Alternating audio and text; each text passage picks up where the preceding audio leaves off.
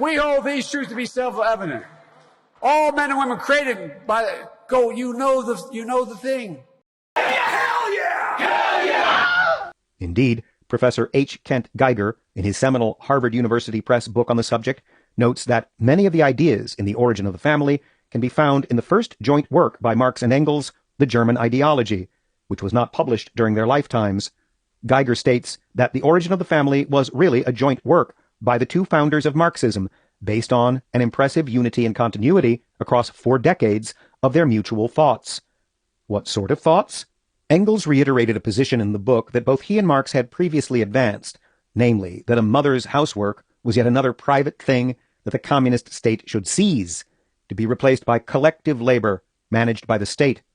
Private housework would be nationalized, with mothers instead being corralled into the fields and factories to do more meaningful work.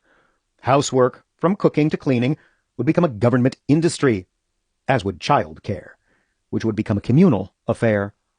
Mothers and wives would thereby be liberated from the chains of traditional family economic bondage. Private housekeeping is transformed into a social industry, Engels envisioned excitedly. The care and education of the children becomes a public affair. Society looks after all children alike, whether they are legitimate or not. Again, the ironies and hypocrisy here are rich, given Marx's exploitation of the family nursemaid Lenchen. In all, Engels and Marx saw this plan as a joyous means to help further their goal of abolition of the family, expressed in the Communist Manifesto. The single family ceases to be the economic unit of society, hoped Engels. Of course, in all of this, Engels had his eyes fixed on the figure of the single woman, and how these newfangled ideas of liberation might personally redound to his own sexual benefit. This removes all the anxiety about the consequences, which today is the most essential social, moral, as well as economic factor that prevents a girl from giving herself completely to the man she loves, wrote Engels. Will not that suffice to bring about the gradual growth of unconstrained sexual intercourse, and with it a more tolerant public opinion in regard to a maiden's honor and a woman's shame? Friedrich Engels certainly hoped so.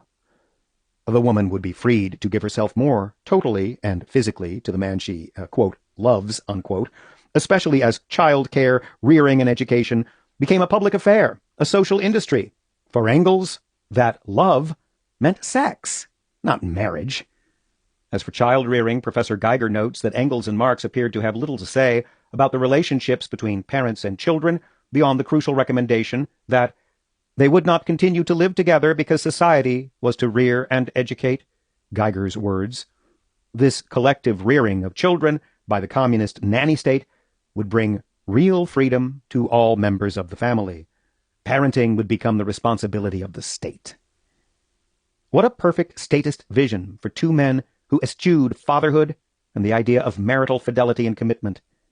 Yet again, we see how the theoretical ideological utterances of the revolution have roots in the personal private lives of the founders. And as for the revolution, it would now proceed, vigorously and viciously, into the 20th century, no longer by men like Marx and Engels, but by remarkable monsters with names like Lenin and Stalin and Mao and Pol Pot and the Kims and Ceausescu and Fidel and Che. These men, too, were hell-bent on a cause that would howl gigantic curses at mankind. It was as if 10,000 devils had them by the hair. Friedrich Engels, in his verse, was more an unwitting prophet than poet.